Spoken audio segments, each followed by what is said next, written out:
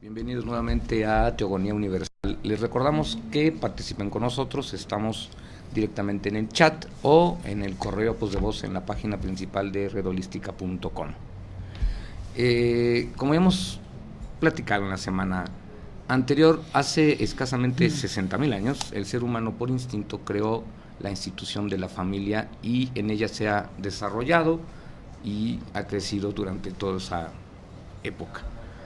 Sin embargo, en este siglo XXI, y ya desde hace varios, pero fundamentalmente en las formas alternativas de la familia en las sociedades urbanas están cada vez más incrementadas en la costumbre, pero también en la impartición de los valores y la educación. Para platicarnos de esto, me acompaña como siempre el Padre Jesús María Besunartea. Padre, gusto verlo de nuevo, gracias por estar con nosotros.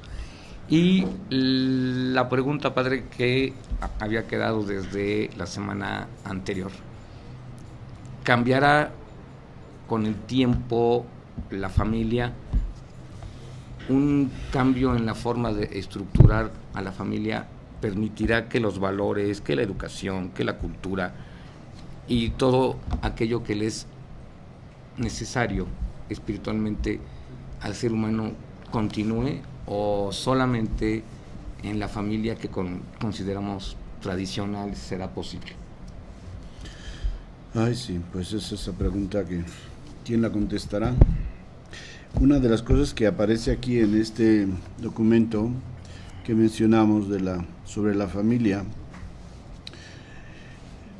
es que hay circunstancias muy particulares que condicionan la vida de la familia y enumera una serie de condiciones de estas que las vemos que han existido y que quizá se están marcando, algunas de ellas se están marcando más, han existido y sin embargo la familia pues, ha seguido existiendo en el modo como lo hemos conocido. Por ejemplo, nos habla de las familias de los emigrantes, familias de cuantos están obligados a largas ausencias como militares, navegantes, viajeros de cualquier tipo, familias de los presos, de los prófugos y de los exiliados, las familias que en las grandes ciudades viven prácticamente marginadas, las que no tienen casa,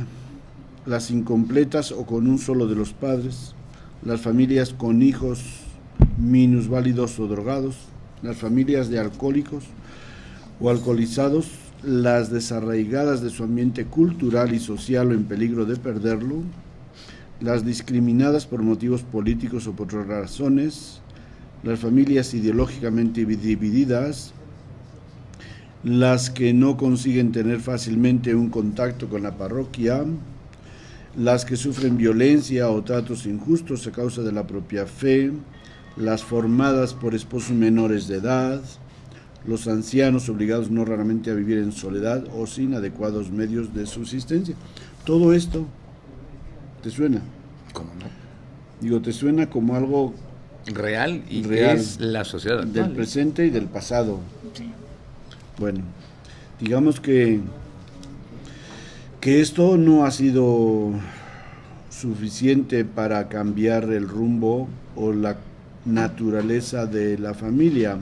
Sí, claro que las modifica, ¿verdad? Pero en estos casos, pues hay circunstancias a veces muy lamentables, como por ejemplo en el caso de un padre alcohólico, pues que influye en la vida familiar decisivamente, puede causar un divorcio o ser causa de un divorcio, o muchas de estas, pero yo creo que a pesar de eso, la constitución o la forma tradicional, típica de la familia, se mantiene. Sí. Entonces tú estabas hablando de familias alternativas, pues no sé hasta qué punto, ¿verdad? Claro, a lo mejor pues decir, un niño adoptado vive en una familia alternativa. De alguna manera sí, salvo que tenga una identidad desde el principio. Entonces, sí, pero bueno, tarde o temprano la mayoría de ellos se enteran de que son adoptados. O sea, sí hay circunstancias, ¿no?, que modifican la experiencia de familia que muchos van a tener o que tienen, pero parece ser que esas circunstancias no son suficientes para cambiar el modelo, es decir, de familia a la que todos aspiramos, ¿no? Ahora, claro que a veces uno vive en una tiene una experiencia de familia que pues no tienes de otra, en esa naciste y ahí te tienes que acomodar y veremos cómo sales, ¿no? Que también librado. Que también librado sales, con qué traumas o con qué autorrealización tuya. Yo creo que ese es el reto, porque pues partiendo de la experiencia y de la experiencia objetiva y de la experiencia subjetiva de cada uno, los resultados pueden ser diferentes. Es decir, ves lo que está pasando, eso es una, pero si tú preguntas a la gente qué clase de familia quieren o qué clase de, o sea, porque se ve en la gente. Yo creo que tendrías que hacer una encuesta por ahí, irte al Zócalo y comenzar a hablar con la gente que pasa por ahí, jóvenes de distintos tipos, con distintas experiencias, y yo veo, ¿no?, jóvenes que se han ido de casa en un cierto momento de su vida, porque no se han entendido con sus padres, porque el ambiente no les ha satisfecho, etcétera, no han sentido que era un ambiente donde podrían crecer dando pie a sus ideales, etcétera, y que sin embargo añoran la familia, añoran el tener un papá o una mamá que esté de su lado, que les apruebe, que les felicite en los triunfos o en lo que van consiguiendo en la vida, que les pueda apoyar en un momento dado de su vida, etcétera. No es fácil, aunque una persona desde joven se desarraigue de su familia de una manera más o menos. En mi caso, yo también tengo una experiencia de desarraigo de la familia desde los 10 años, pero siempre te queda un porcentaje que te jala. O sea, que no puedes decir yo ya no necesito a nadie, ¿no? O sea, los lazos afectivos con esa familia que tú has mamado desde niño, y es que, pues tú sabes que, como hemos dicho antes, en otras ocasiones, la persona son los primeros años de vida, los 3, 4 primeros años de vida son los decisivos, ¿no? 7, hasta 7, bueno, pero pues imagínate, pues ¿y cuándo se va una persona de casa? Pues no se va antes de los 7. Es sumamente difícil, salvo que pase una tragedia. Por eso, pues que ya esa persona está ya conformada y está arraigada en un ambiente familiar. Entonces el quitar todas esas raíces que ha tenido es prácticamente imposible. Y por muy una vida así como describen aquí, en circunstancias tan difíciles, sin embargo existe esa tendencia, esa necesidad de ciertos momentos, tener una relación con la mamá, con el papá, el darle un abrazo, el que te den un abrazo, el que te digan ánimo, etcétera, te quiero, o vales, o mereces la pena, etcétera. Ahora, también el arraigo a la familia es una condición que, como señalaba yo al principio, es instintiva.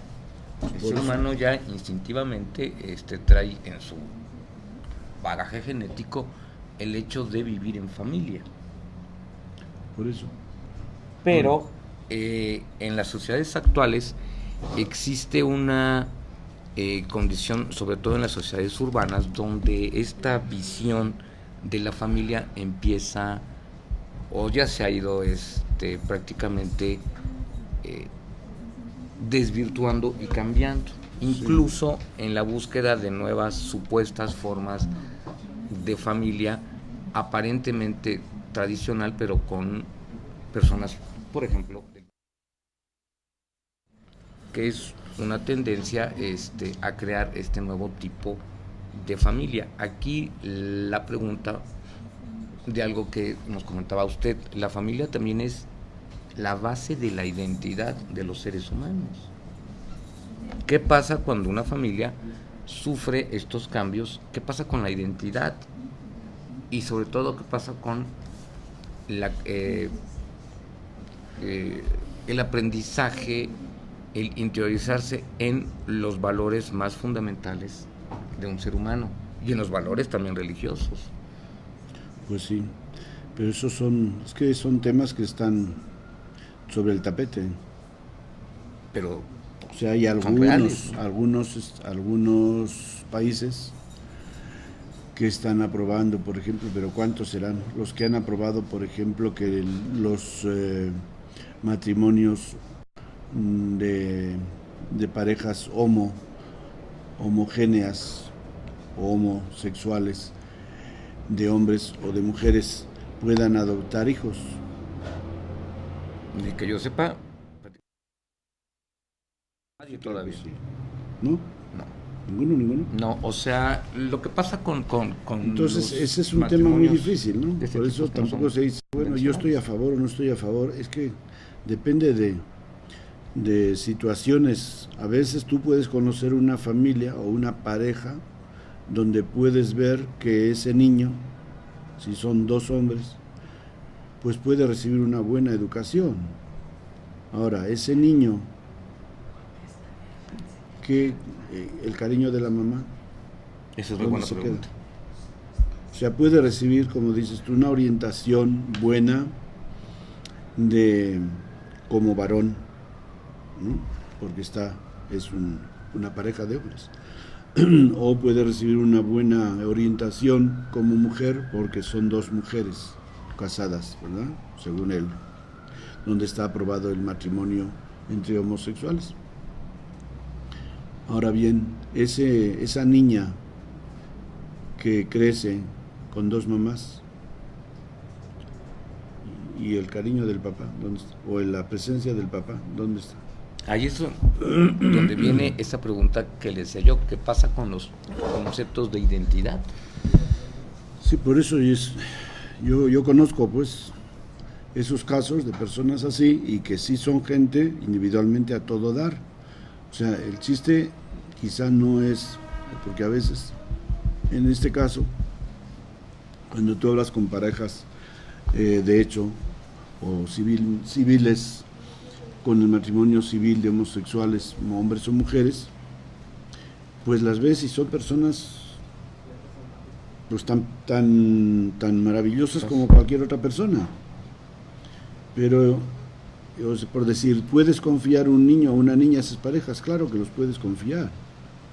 Son gente de toda confianza, pero mirando del lado del niño o de la niña, ¿cómo se va a sentir ese niño o esa niña? Ese niño que crece con dos papás o esa niña que crece con dos mamás. Porque bueno, dentro de la psicología de las parejas homosexuales se da esa experiencia de que uno hace de papá y otro hace de mamá. O entre mujeres que una toma el papel del rol activo y otro el rol pasivo.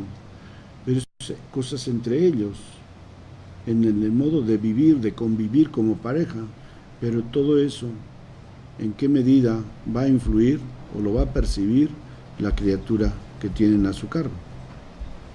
Esa es muy buena pregunta, porque... Entonces todo esto yo creo que no se puede resolver en teoría, ¿no? Teóricamente, quizá la respuesta sería negativa. que un ser humano tiene que crecer con un hombre y con una mujer, que uno es su papá y otro es su mamá. Ahora, en la práctica, si tenemos un niño de 7 años, ¿no?, que está creciendo en una guardería, en una residencia del gobierno, y hay una pareja de hombres que están casados por el matrimonio civil, por el matrimonio homosexual, ¿qué es mejor para ese niño? ¿Crecer en un lugar donde no tiene ni papá ni mamá, o crecer en una familia donde tiene 2 papás? Esa es muy buena pregunta, es una disyuntiva muy fuerte. Yo me inclino por el segundo caso. Yo también. ¿No? Porque una persona que crezca sin familia, sin nada, o sea, ¿quién es tu familia? Pues la guardería, ¿no? ¿Quién es tu papá? Tú, no, pues por lo menos en estos casos, y claro que los gobiernos hacen con razón por los abusos que ha habido de muchos tipos de comercio, de comerciar con los niños, etcétera, o abusos de la pedofilia famosa, pues tiene que poner muchas medidas, ¿no?, preventivas, ¿no? Pero eso no, o sea, eso igual se aplica a la gente heterosexual que a la gente homosexual. Ese es otro punto, que a la gente de diversidad de género les molesta mucho el pensar que porque tengan esa condición, pues son gente que no son responsables en ese sentido de respetar la identidad de cada persona, ¿no?, en este caso de los niños. En ese sentido, pues hay pues muchos puntos que hay que discutir y que hay que ver en la práctica, y conociendo a las personas cómo son y qué responsabilidad tienen, y cómo pues esas personas, o sea, ciertamente que son, del punto de vista afectuoso, son mucho más afectuosas que la gente heterosexual. Pues ahora, quiere decir que lo verdaderamente importante no es quién forme el grupo, sino la actitud y el desarrollo que como ser humano tiene. También en el punto de vista ético, moral, cultural, porque es quien se lo va a transmitir a la siguiente generación, llámese adoptado o no, eso ya no importa. Sí. Ahora, en este caso... Lo que pasa que, por ejemplo, pues tan anormal puede ser que un niño crezca con un matrimonio homosexual, como el que crezca con una mamá soltera. La única ventaja que tiene en México es que normalmente en un caso de una mamá soltera, el abuelo hace de papá. Pero donde no existe esa cohesión familiar como en México, de tal manera que esa mamá soltera está viviendo sola desde los 18 años o desde que tuvo, ¿no?, desde que tuvo a la criatura, porque también se da, hoy mismo estaba leyendo yo un testimonio de una chica, precisamente de que pues cuando tuvo esa circunstancia de estar embarazada sin estar casada, pues su familia no la aceptó y la echó. Entonces, ciertamente que se van a dar muchos casos también de esos, y entonces, bueno, entre que ese niño o niña viva con su mamá sola, sin tener una figura de papá por ningún lado, y en el otro caso que tiene 2 papás o 2 mamás, pues yo creo que si en los dos exigen una apertura para analizar los casos, ¿no? Y no decir terminantemente esto va en contra de la naturaleza y esto no va. ¿Y por qué? Por tus pistolas, porque tú lo dices, o porque te parece, o porque es realmente así, ¿no? Ahora, estamos muy de acuerdo que no se puede generalizar, en eso estoy totalmente de acuerdo. Pero es muy curioso, en las sociedades urbanas, en los países desarrollados y el nuestro, por ejemplo, cada vez es más frecuente las familias iniciadas e integradas por madres solteras, pero por decisión. Es muy común en la actualidad y desde el siglo pasado escuchar a una mujer que dice: no, yo no me voy a casar, pero voy a tener un hijo, o ya se me fue el tren, o no me interesa, pero yo tengo así que tener un hijo, o 2, o los que sean. Aquí ya arrancamos desde un punto de vista, primero, egoísta. Un niño no es, un hijo no es un objeto para entretener tu vida, o llenar un objeto, un espacio de tu vida. Ni es un seguro para tu vejez. Entonces ya a raíz de ahí es que cada vez más en las sociedades industriales o industrializadas, o en las sociedades más desarrolladas, hasta las no tanto como esta, el número de personas con trastornos emocionales es más común. Eso es indiscutible. Y casi todas generadas de estas condiciones. Porque es una modalidad, porque es una actitud, pero no basadas en una condición ética, sino en el puro egoísmo. Sí. Esto es grave. Bueno, lo que pasa es que estas personas no son conscientes de que es una actitud egoísta. No lo hacen no lo hacen con esa conciencia, no lo hacen pensando en el bebé o en el niño o en la niña que van a ser, lo hacen pensando en ellas, ¿no? Pero aquí lo entonces verdaderamente ahí grave tendría es que ser una educación social, que esa educación que se da en las escuelas, pues fuera en ese sentido también de educar a la gente en esos valores humanos, sociales, pero eso se da en muchos sentidos. Mira, una vez yo le oía a un señor quejarse de que la familia de donde trabaja su esposa habían decidido que se van a ir de viaje y se llevaban a su esposa para acompañarlos, etcétera. No le habían pedido permiso a él, no le habían consultado para nada, habían decidido por su parte, por su lado. Entonces, circunstancias de egoísmo en la sociedad las tenemos un montón, de todos los colores. Sí, ¿Por qué? Pues porque no hay educación en valores humanos. O sea, un pobre, por muy pobre que sea, tiene derecho a que se le respete sus derechos. Si tiene una familia, que se le respete su familia, y etcétera. Y todo lo demás, que se respete su propiedad, su casa, su integridad. Pero eso no. Tú sabes que dentro de nuestra sociedad esta urbana y capitalista, pues el dinero parece que todo lo resuelve, y el que tiene dinero puede hacer y deshacer, controlar a las personas a su gusto, ¿no? Pues todo eso es tan grave como lo otro. O sea, si dices tú, el tener un hijo sin casarse es un acto de egoísmo, es una actitud egoísta, pues sí, objetivamente es una actitud de egoísmo. O subjetivamente no pienso que esa mujer esté pensando de esa manera. Pero ¿por qué no piensa de esa manera? ¿Por qué no hay sintonía entre lo objetivo y lo subjetivo? Porque no ha habido educación. Ahora, ¿qué pasaría? Fíjese qué paradoja. Si nosotros empezásemos a educar a la sociedad, si la sociedad alcanzara un mejor estatus educativo, cultural, ético, moral, por condición instintiva y de sentido común, entonces se volvería a instituir como forma de vida la familia. El ser humano regresaría a la familia. Es una paradoja. Pues sí.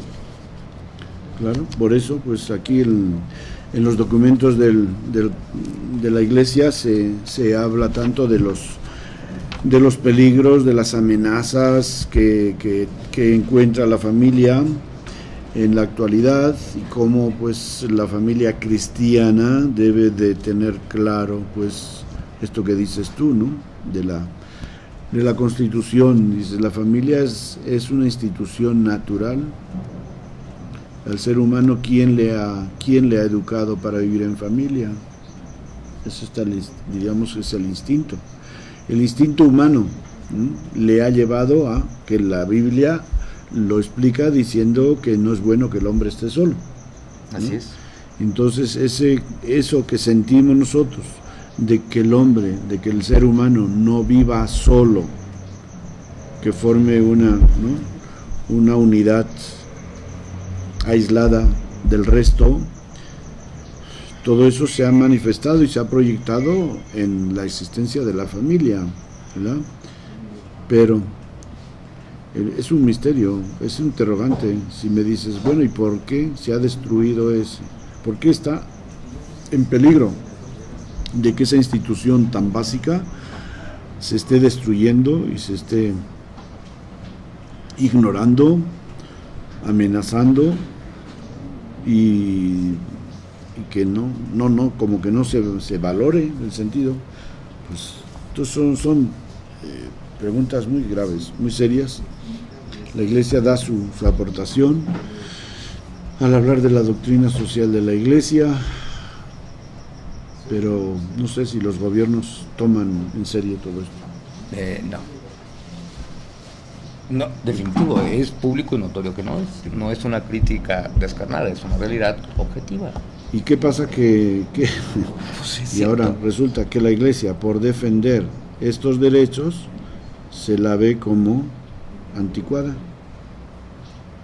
Como arcaica. Arcaica y anticuada, ¿sí? De que no vive en estos tiempos, de que no se adapta, ¿no? Y hay gente que habla con un coraje muy fuerte contra la Iglesia, que yo digo, bueno, pues mira, si a mí no me gusta México, pues me voy a otro país. Si no me gusta la Iglesia, pues me voy a otra parte. Y si no te gusta el Club de los Leones, pues vete a los Rotarios, ¿no? Los Rotarios, ¿no? Pero toda institución tiene derecho ¿a qué? A expresarse. A su constitución, ¿no? Claro. Y a sus puntos de gobierno y a su modo y a sus valores, claro está. Que la Iglesia, bueno, a la Iglesia se le puede, yo creo que en lo único que se le puede criticar a la Iglesia es que no sea fiel al Evangelio y que no sea fiel a Jesucristo.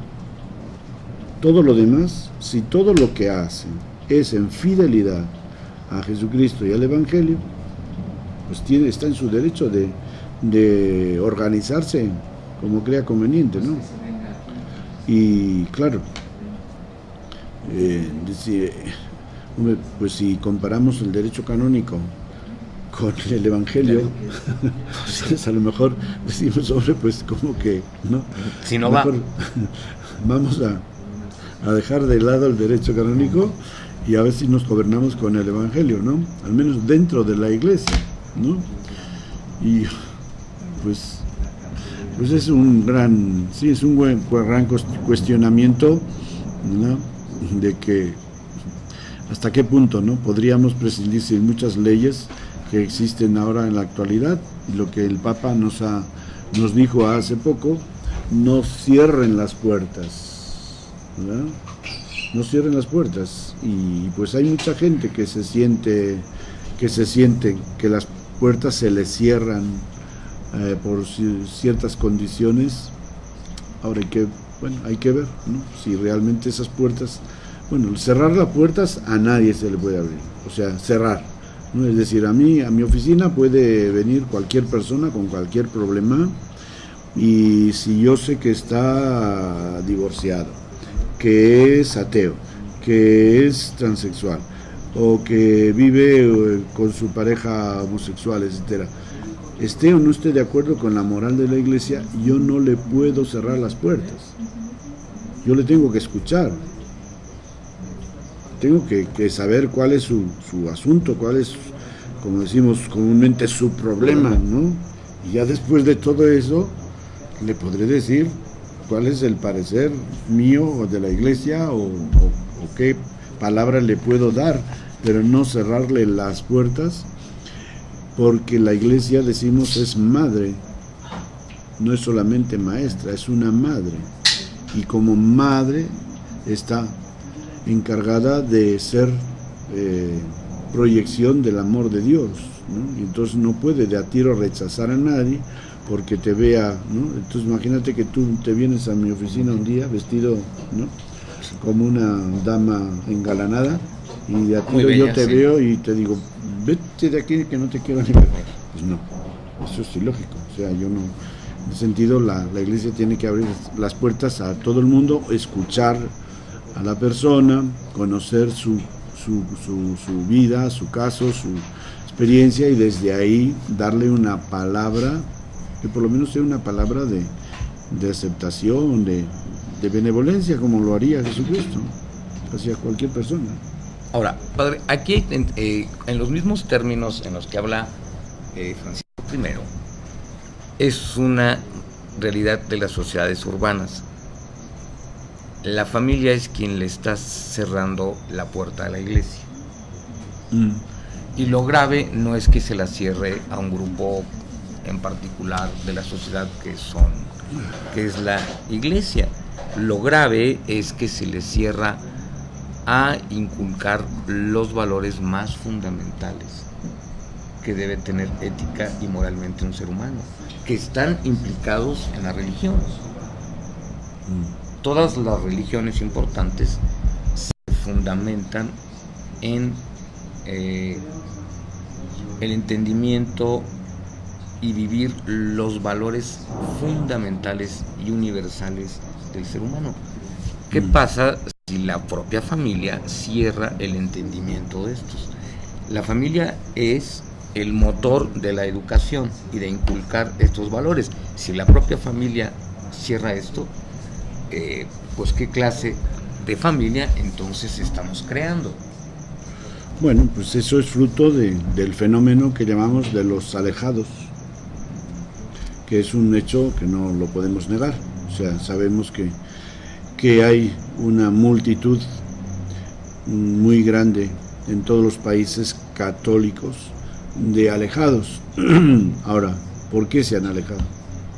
Este señor que puede entrar en el grupo de los alejados, o esta señora, y forman una familia, pues lo normal es que cierren la puerta a la iglesia. ¿Por qué? Pues porque están alejados, entonces no les interesan los valores religiosos, han tenido una experiencia negativa o no han tenido una experiencia positiva de iglesia en su vida y simplemente están de espaldas a toda institución. O sea, porque hoy día hay mucha gente que te dice, no es solamente la iglesia católica, es a toda institución religiosa. Hoy es común decir que no se cree en la religión, en la religiosidad, y que se cree en Dios. Entonces ese es un fenómeno muy importante que lo tenemos que valorar, y que los que somos responsables más o menos de la religiosidad, pues veamos en qué manera la religiosidad ayuda a creer o impide creer, en qué manera la religiosidad está de acuerdo con los valores, por ejemplo en nuestro caso, valores evangélicos, los valores fundacionales de un grupo religioso, o los manipula. De manipular ya es grave, ¿no?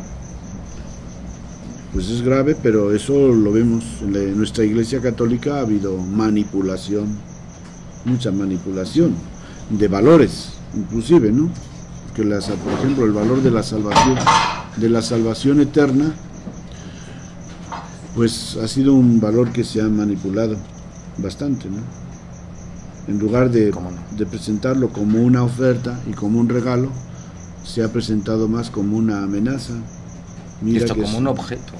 Que si no haces esto, si no vives así, te estás poniendo en peligro tu salvación eterna, etcétera. Y pues esa manera de predicar y de querer convertir a la gente, pues no es una manipulación, porque Jesucristo no viene a amenazar a la gente que sean buenos porque si no les castigan, ¿no? Precisamente eso, Jesucristo viene a cambiar esa dirección religiosa.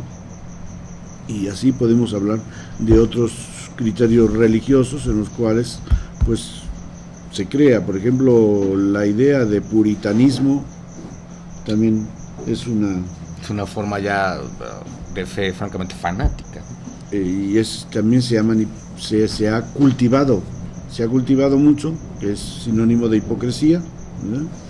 ¿Y eso a qué lleva? Pues se lleva a eso, a que la gente que cumple con ciertos requisitos se crea buena, y la que no cumple con esos requisitos, pues se la echa.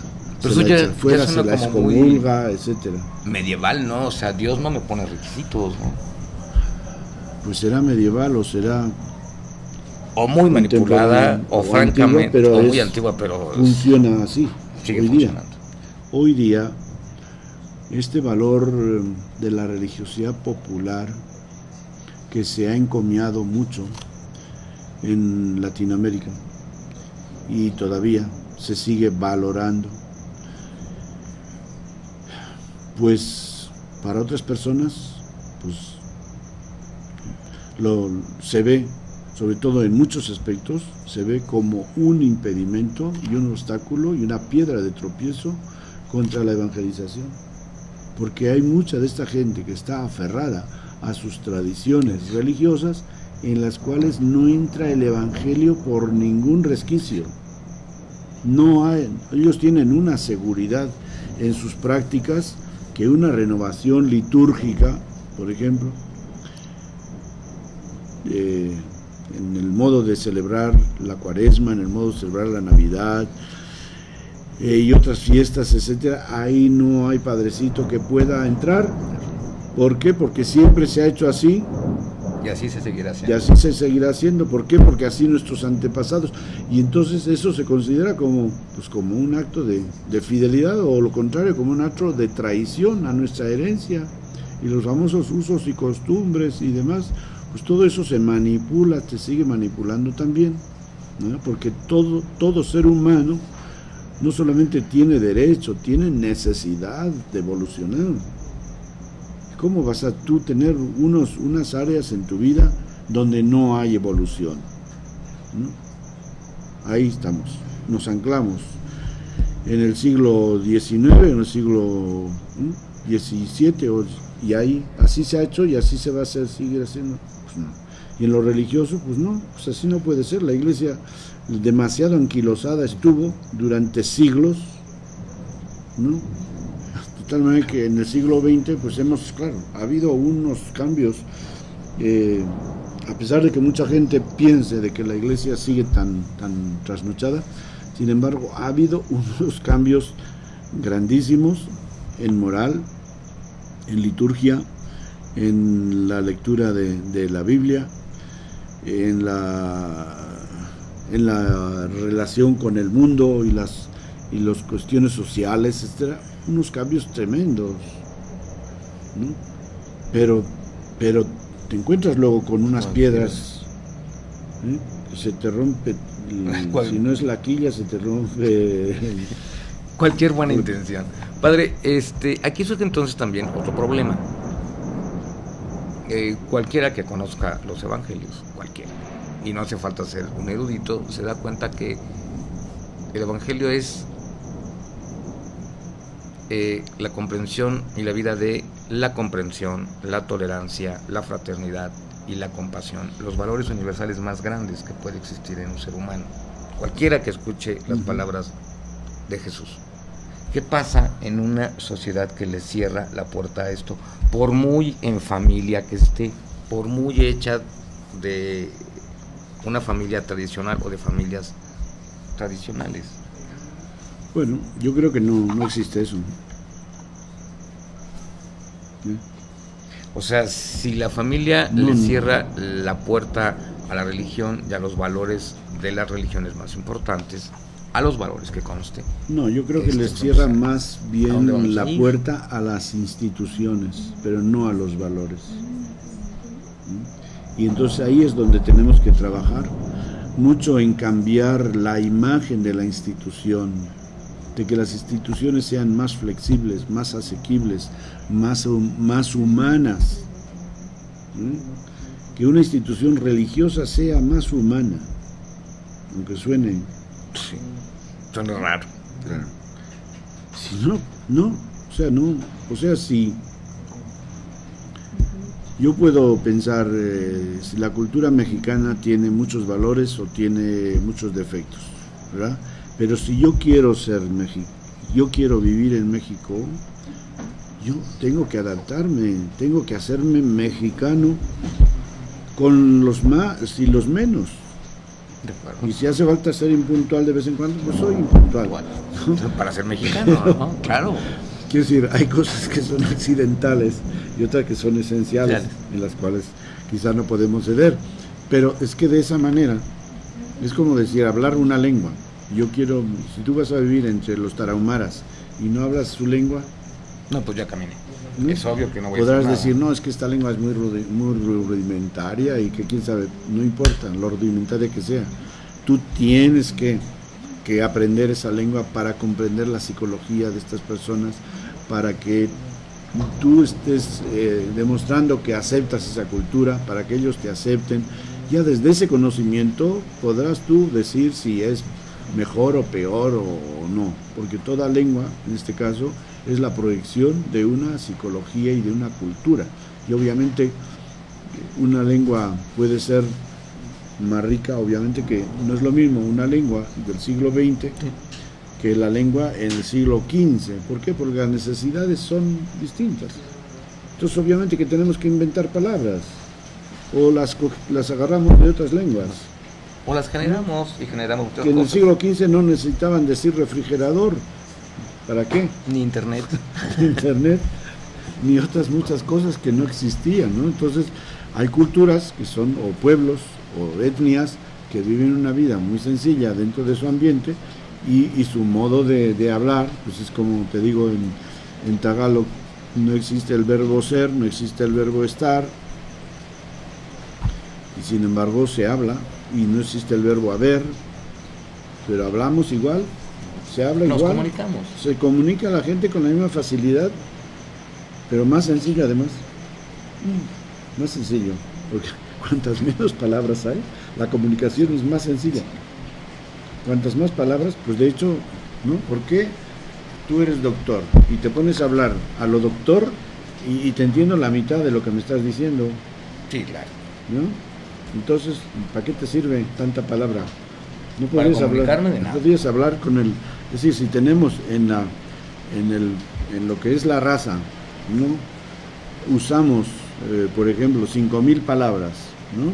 Que nos entendemos perfectamente, pero tú ahora con tu léxico científico de medicina o yo con mi léxico clerical empezamos a usar otras 1.000 palabras, pues resulta que yo, en lugar de que me entienda, esta gente normalmente no me entiende. Entonces, ¿para qué me sirve saber tanto?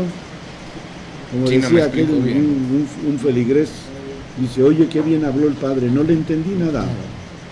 ¿No? No, pues qué Entonces, padre, ¿no? había hablado como un científico, un doctor muy, muy elegante, con mucha riqueza de lenguaje, pero no lo habían entendido. Entonces, ¿para qué te sirve hablar si no te entienden? Buena pregunta. Entonces, No, pues de nada.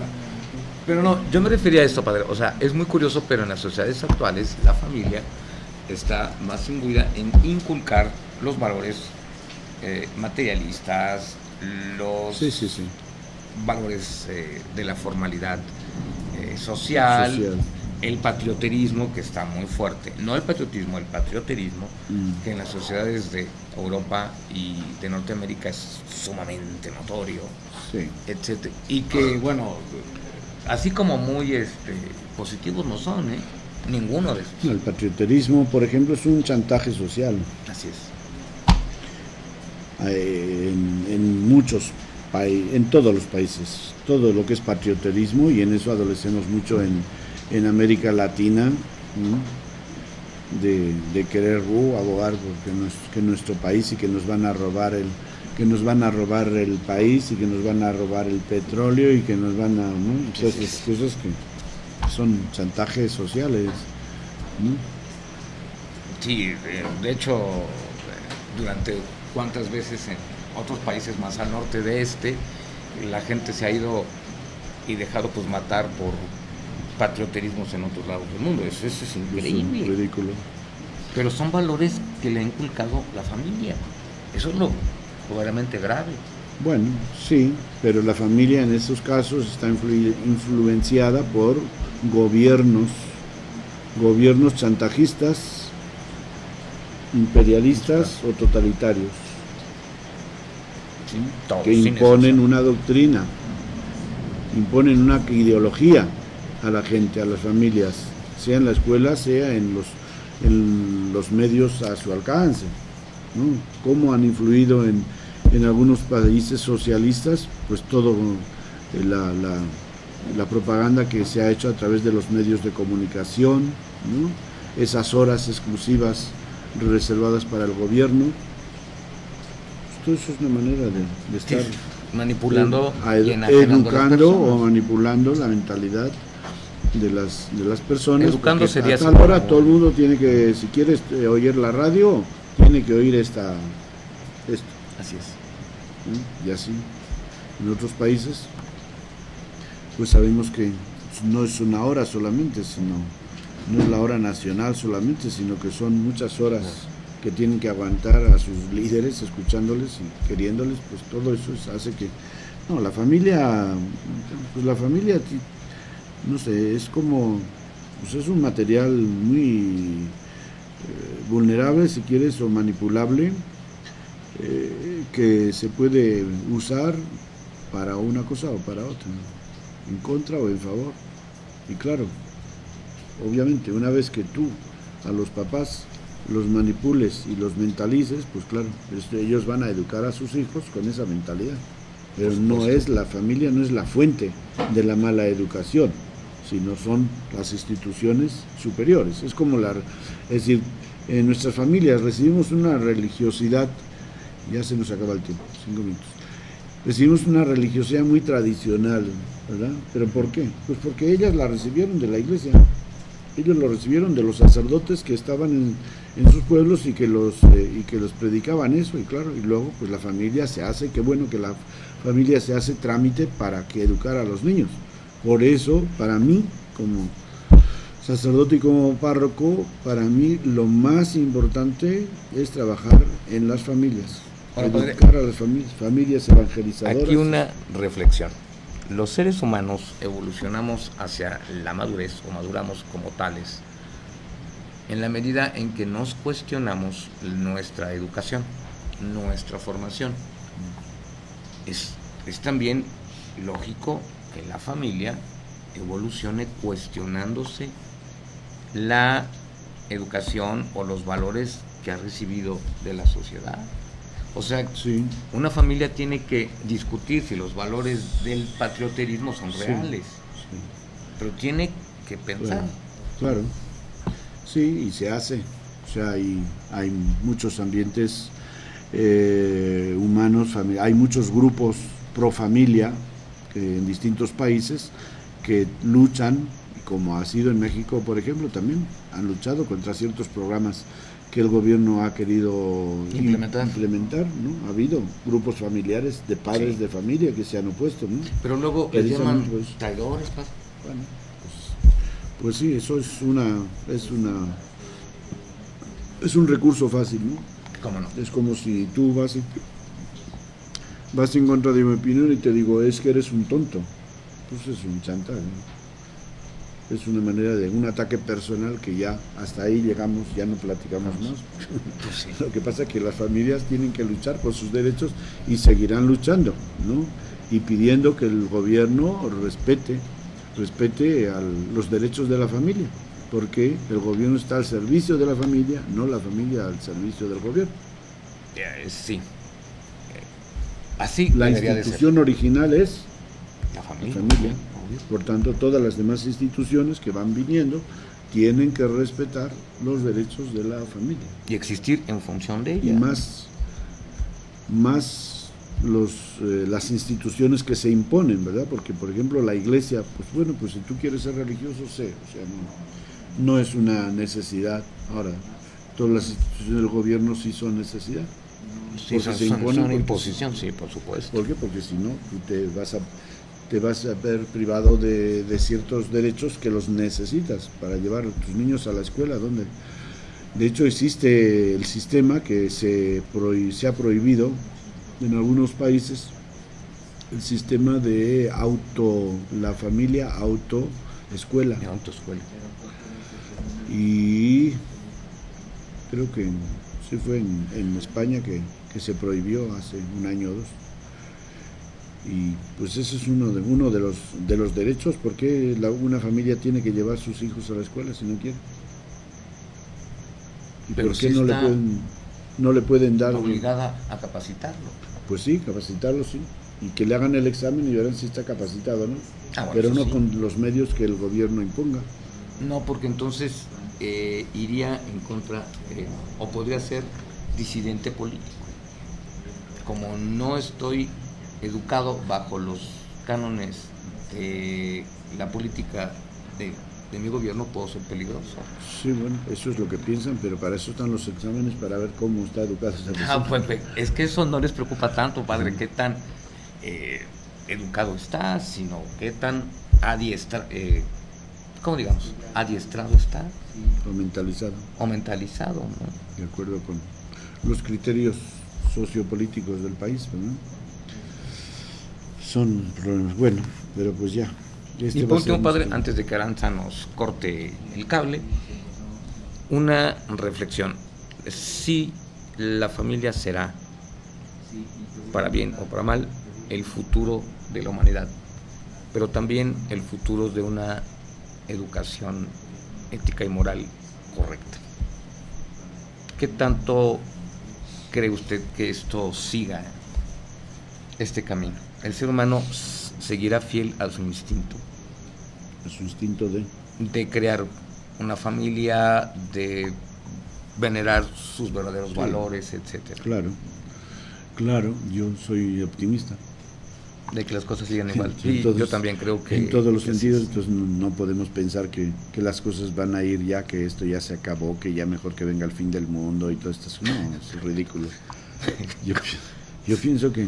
El apocalipsis. Que la época de crisis en que estamos no es porque se está perdiendo. La crisis no es pérdida, la crisis es periodo de renovación.